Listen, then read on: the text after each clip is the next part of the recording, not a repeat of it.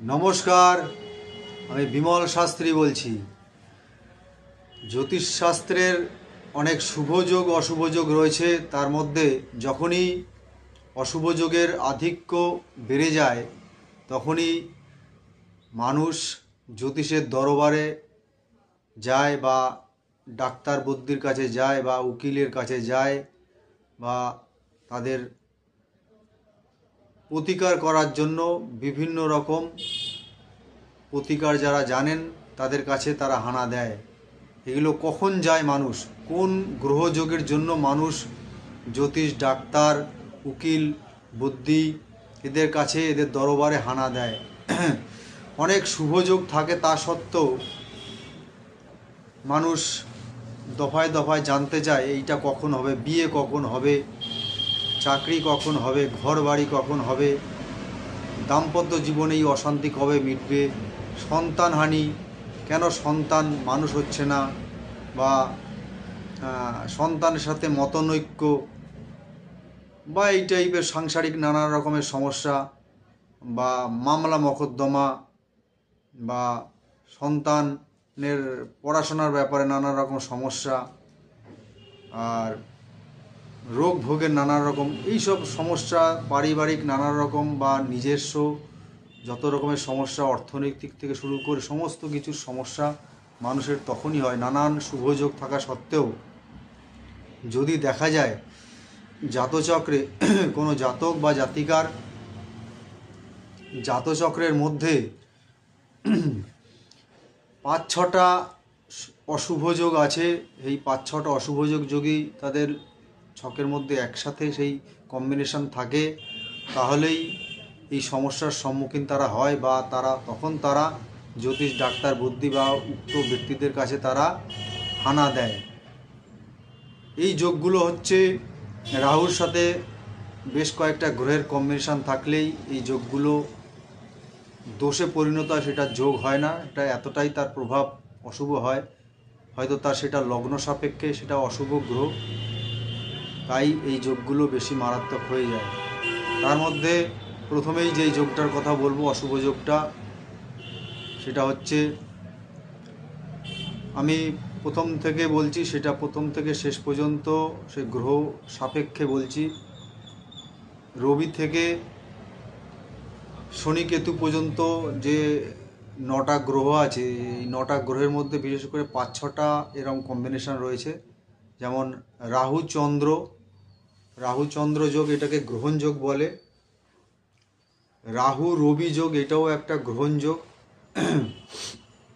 কারণ রাহু আর চন্দ্র, রাহু রবি এরা সবাই একে অপরের শত্রু, যেই কটা কম্বিনেশন সব কটাই তাদের শত্রু গ্রহ।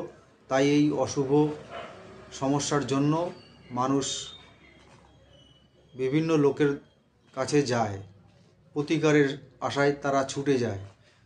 সেটা হচ্ছে রাহুর সাথে রবির, রাহুর সাথে চন্দ্রের, রাহুর সাথে মঙ্গলের যদি কানেকশান হয়, রাহু মঙ্গলের কানেকশানকে বলা হয় অঙ্গারক যোগ বা ছন্ন ছাড়া যোগ। আবার রাহুর সাথে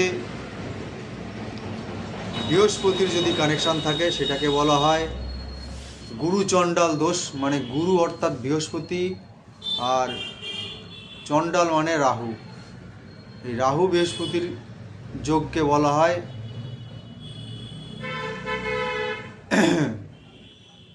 গুরু চণ্ডাল দোষ।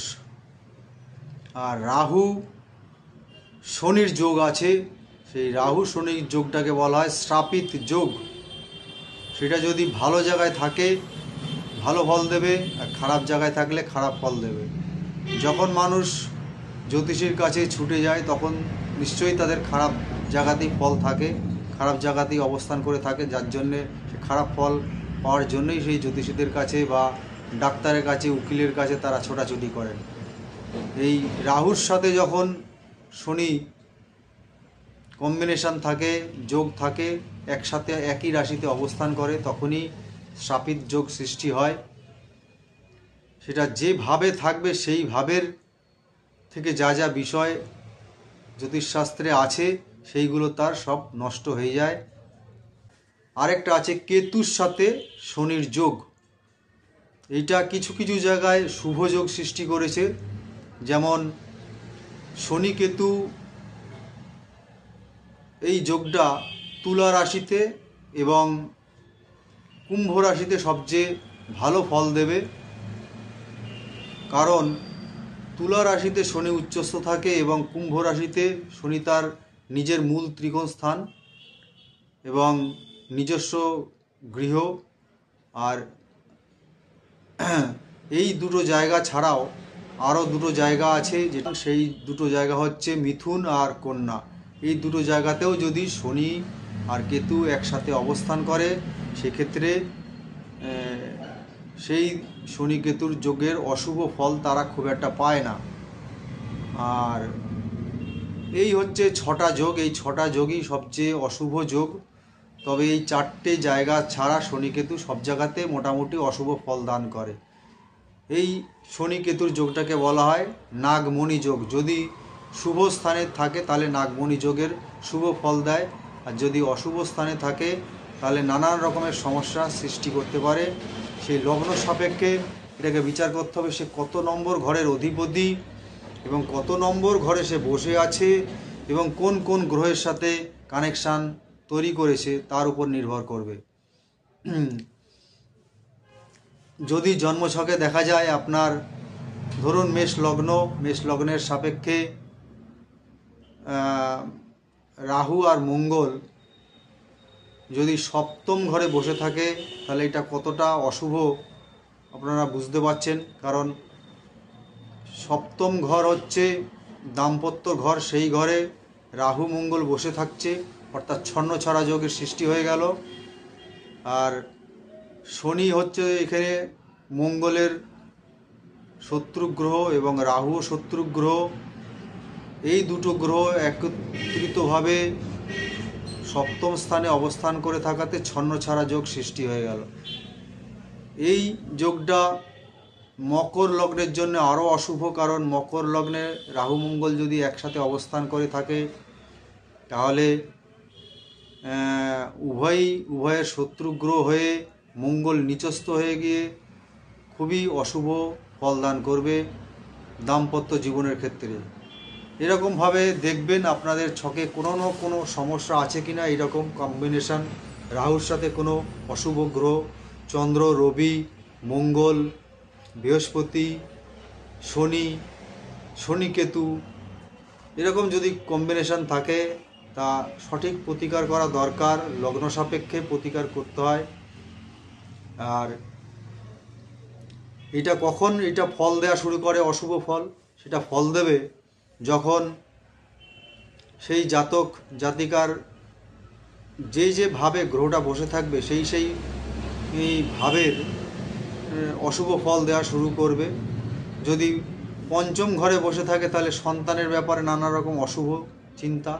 যদি 6 নম্বর ঘরে বসে থাকে তাহলে রোগ ভোগের ব্যাপারে দুশ্চিন্তা হবে।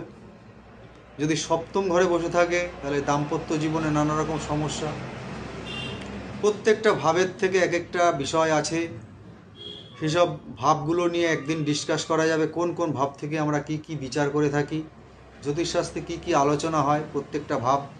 এই জন্যই বলি প্রত্যেকটা ভাব, আমি যে বলি কথায় কথায় প্রত্যেকটা ভাবের এক একটা গুরুত্ব, সেগুলোর অবশ্যই আপনারা মাথায় রাখবেন। কারণ দফায় দফায় জ্যোতিষীর কাছে যাওয়ার কোনো দরকার নেই।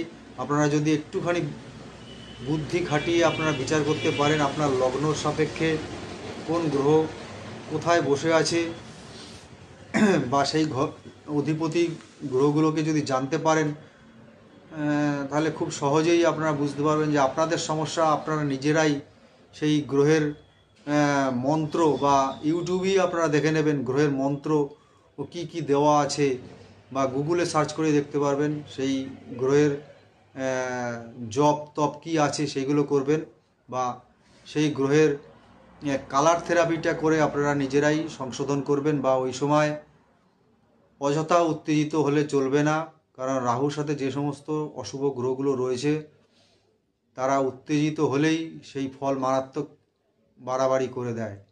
তাই এই সময় নিজেদের শান্তভাবে গ্রহের প্রতিকার নিজেরা করবেন, জ্যোতিষীর কাছে যাবেন না দফায় দফায়। জ্যোতিষীদের পকেট ভরবে। তাই এই জায়গায় আপনাদের সচেতন করে দেওয়ার দরকার।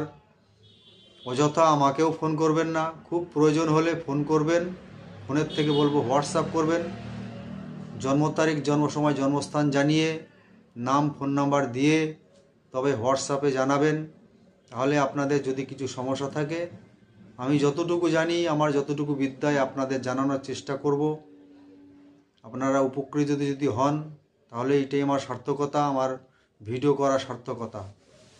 যাই হোক, এইভাবে আপনাদের কম্বিনেশানগুলো যদি দেখেন খারাপ জায়গায় আছে, তখন খারাপ ফল দিতে বাধ্য সেই গ্রহের দশা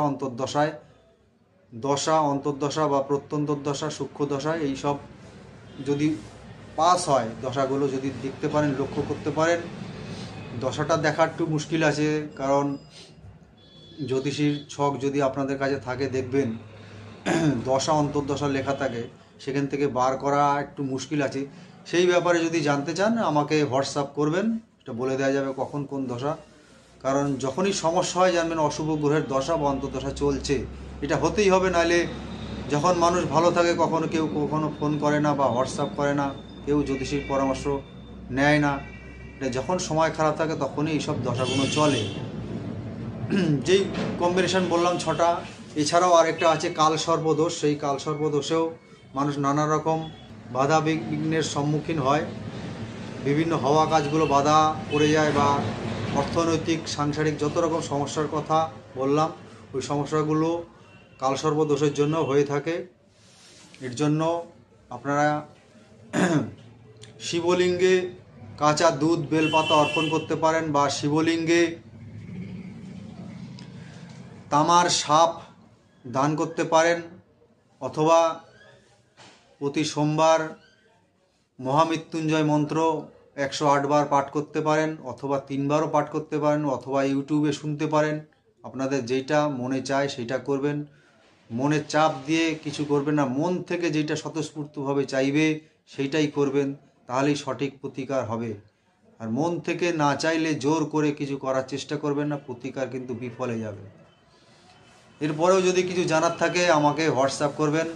আজ এই পর্যন্ত, ধন্যবাদ।